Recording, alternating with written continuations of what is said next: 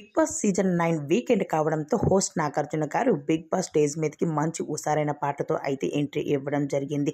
వచ్చి రాగానే హౌస్లో ఉన్న కంటెస్టెంట్స్ అందరి దగ్గరికి వెళ్ళి పవన్ దగ్గరికి వెళ్ళారు. పవన్ ఎలా ఉన్నావు అని అడిగారు. పవన్ నేను బాగానే ఉన్నాను అని చెప్పారు.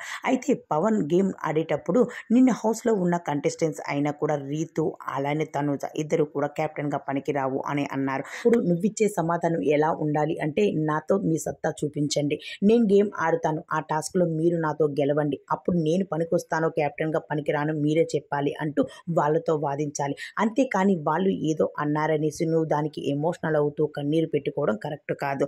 దాని తర్వాత నువ్వు రీతు విషయంలో చాలా చేసింది కరెక్ట్ కాదు. ఎందుకు అంటే ఇప్పటి వరకు తను నీతో ఫ్రెండ్షిప్గా ఉందో మరి ఇంక ఏ పరంగా ఉన్నా కూడా తను నిన్ను మోసం చేసింది అనడం కరెక్ట్ కాదు. గేమ్లో నీ సత్తా చూపించుకోవాలి, టాస్క్లు మంచిగా ఆడి నువ్వు ప్రూవ్ అవ్వాలి తప్ప కానీ నన్ను మోసం చేశావు, చీట్ చేశావు ఇలాంటి మాటలు కరెక్ట్ కాదు. నీ సత్తా నువ్వు చాటుకుంటూ కెప్టెన్ వద్దు అన్న వాళ్ళ నోటే నువ్వు కెప్టెన్ అయ్యి చూపించేయాలి అంటూ చెప్పుకొచ్చారు హోస్ట్ నాగార్జున గారు. అయితే రీతును అయితే ఇక్కడి నుంచి ఎలిమినేషన్ చేసి హౌస్ నుండి బయటకు పంపేయమని చాలామంది అభిమానులు కోరుకుంటూ ఉన్నారు. మరి బిగ్ బాస్ హౌస్ నుండి రీతును పంపించేస్తారా లేకపోతే ఏం చేస్తారా అన్నది చూడాల్సింది.